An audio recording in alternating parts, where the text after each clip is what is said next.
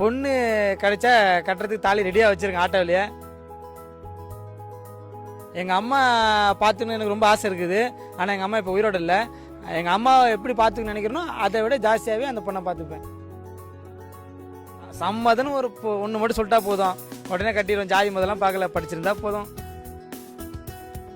பொதுவாக உங்களுக்கு சொல்கிறது என்னன்னா, சொந்தக்காரங்க இருந்தால் யாராக இருந்தாலும் எப்பா இடத்த வாங்கப்பா, வீடை கட்டுப்பா, செட்டில் ஆகிட்டு கல்யாணம் பண்ண பண்ணுறாங்க. அது ரொம்ப முட்டாள்தனமான ஒரு முடிவு.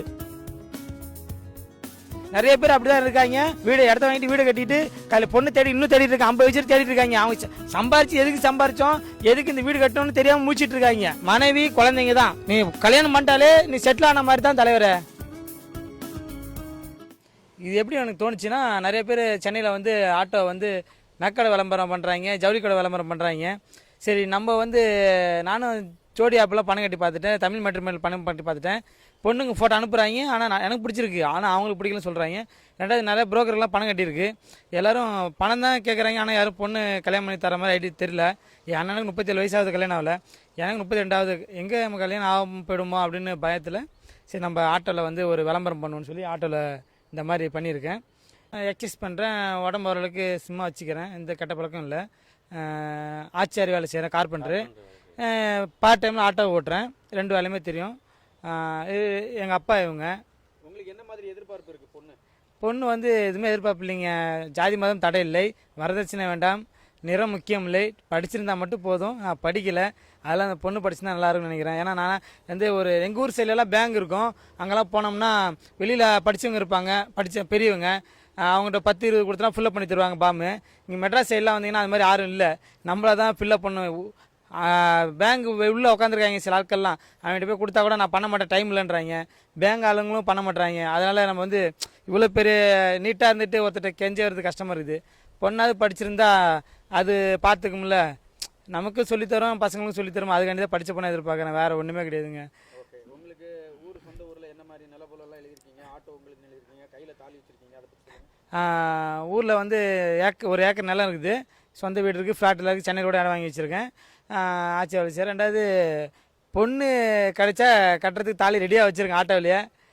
சம்மதன்னு ஒரு ஒன்று மட்டும் சொல்லிட்டா போதும், உடனே கட்டிடுவோம். ஜாதி முதலாம் பார்க்கல, படிச்சிருந்தா போதும், கலரெல்லாம் கூட எதிர்பார்க்கல. பொண்ணு எந்த மாதிரி பார்த்துப்பீங்க லைஃப்பில்? எங்கள் அம்மா பார்த்துக்கணுன்னு எனக்கு ரொம்ப ஆசை இருக்குது. ஆனால் எங்கள் அம்மா இப்போ உயிரோடு இல்லை. எங்கள் அம்மாவை எப்படி பார்த்துக்கணும்னு நினைக்கிறனோ அதை விட ஜாஸ்தியாகவே அந்த பொண்ணை பார்த்துப்பேன். ஆனால் இப்போ நீங்கள் ஆட்டோவில் எவ்வளோ பேரோ வராங்க, உங்களுக்கு லவ் எல்லாம் வரலையா? லவ் எல்லாம் தோணலையா? அவங்ககிட்ட ப்ரப்போஸ் பண்ணலாம் தோணலையா? அதாவது எனக்கு வந்து லவ்வெல்லாம் வருது, ப்ரப்போஸ் பண்ண தோணுது. நான் அக்கா தங்கச்சின்னு நினச்சேன்னா ஆட்டோவில் ஏறுறவங்ககிட்ட, இப்போ நமக்கு இவங்க தங்கச்சியாக என் மனசில் பட்டுச்சுன்னா ஏறதுலேருந்து இறங்க வரைக்கும் நல்லா பேச்சு வரும், எனக்கு நல்லா பேசுவேன்.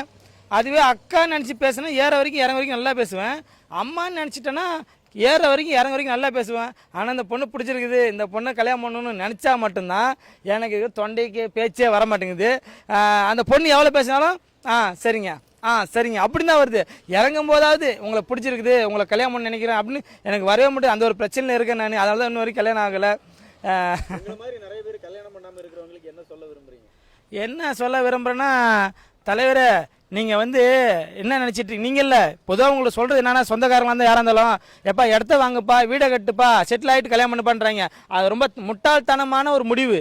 என்ன சொல்ல வரேன்னா, நம்மளோட இதுவே வந்து லைஃப் பார்த்தீங்கன்னா மனைவி குழந்தைங்க தான். நீ கல்யாணம் பண்ணிட்டாலே நீ செட்டில் ஆன மாதிரி தான் தலைவரே, சரியா? அதுக்கப்புறம் நீ இடத்த வாங்க, வீடை கட்டி. எவ்வளோ பேருக்கு கல்யாணம் பண்ணிட்டு வாடகை வீட்டில் கூட வந்துட்டு குடும்பம் நடத்துகிறாங்க, சரியா? எவ்வளோ பேர் வந்து குழந்தைய ஸ்கூலில் படிக்க வைக்கிறாங்க, நல்லா ஆளாக்கிறாங்க. நீ இடத்த வாங்கிட்டு வீடு கட்டிட்டு இதை கல்யாணம் பண்ணிச்சா நடக்காது. நிறைய பேர் அப்படி தான் இருக்காங்க. இடத்த வாங்கிட்டு வீடு கட்டிட்டு பொண்ணு தேடி இன்னும் தேடிட்டு இருக்காங்க. 50 வயசு தேடிட்டு இருக்காங்க. அவங்க சம்பாரிச்சு எதுக்கு சம்பாரிச்சோம், எதுக்கு இந்த வீடு கட்டணும்னு தெரியாமல் மூச்சிட்டு இருக்காங்க. அதனால் வயசை விட்டுறாதியோ. 25க்குள்ளே இருந்தீங்கன்னா தயவு செஞ்சு வரதட்சணை பார்க்காம, நிறத்தை பார்க்காம பொண்ணை கல்யாணம் பண்ணுங்க. இப்போ இருக்க ஜென்ரேஷன் அப்படி போயிட்டு இருக்குது. பொண்ணுங்க படிச்சிடுறாங்க. அதெல்லாம் இப்போல்லாம் முன்னாடி வந்து பெற்றவங்க தான் பொண்ணை பார்த்து கொடுத்தாங்க. இப்போ என்னென்னா பொண்ணுங்க தான் பெற்றவங்கிட்ட போய் சொல்கிறாங்க, இந்த மாப்பிள்ள தான் வேணும், கட்டி வைன்னு கேட்குறாங்க. சிலவங்க சொல்கிறதே இல்லை, கட்டிகிட்டே வந்துடுறாங்க. ஏன் இவர் தான் புருஷன்னு சொல்கிறாங்க. இப்போ காலங்க மாறிடுச்சு. தயவு செஞ்சு பட்டுன்னு என்ன பண்ணுங்கள், ஒரு பொண்ணை பார்த்தீங்கன்னா டப்புன்னு கல்யாணம் பண்ணிடுங்க. நம்ம சொத்து பார்த்தீங்கன்னா வீடு நிலம்லாம் இல்லை, நம்ம மனைவி தான், நம்ம குழந்தைங்க தான், அதை நினச்சிக்கிங்க. ஏன்னா கடைசி காலத்தில் சொந்தக்காரங்க எல்லோரும் விட்டு போயிடுவாங்க, கூட இருக்குது நம்ம மனைவி குழந்தைங்க மட்டும்தான். அதனால் தயவு செஞ்சு பொண்ணு பிடிச்சிருந்தா கல்யாணம் பண்ணிடுங்க, நல்லா பார்த்துக்குங்க தலைவரே. குடிக்காதீங்க, மனைவிக்கு தேவையான வார்த்தைகளை பேசுங்க. மனைவிக்கு கொஞ்சம் இடம் கொடுங்க, அவங்களுக்கு பேசுங்க. அவங்கள எதுவும் அவாய்ட் பண்ணிக்காதீங்க. ஏன்னா என்ன சொல்கிறேன்னா, மனைவி இல்லைன்னா அதாவது அப்பா இல்லைன்னா வித்தை போச்சு சொல்லுவாங்க, அம்மா இல்லைன்னா பாசம் போச்சுன்னு சொல்லுவாங்க. மனைவி சொல்லுவாங்களே என்னது, மனைவி இல்லைன்னா சகலம் போச்சு, சம்சாரம் இல்லைன்னா சகலமும் போச்சு சொல்லுவாங்க. அது மாதிரி மனைவி இருந்தால் தான் உங்களுக்கு மரியாதை. மனைவி இல்லாட்டி ஒன்றும் இல்லை தலைவர்.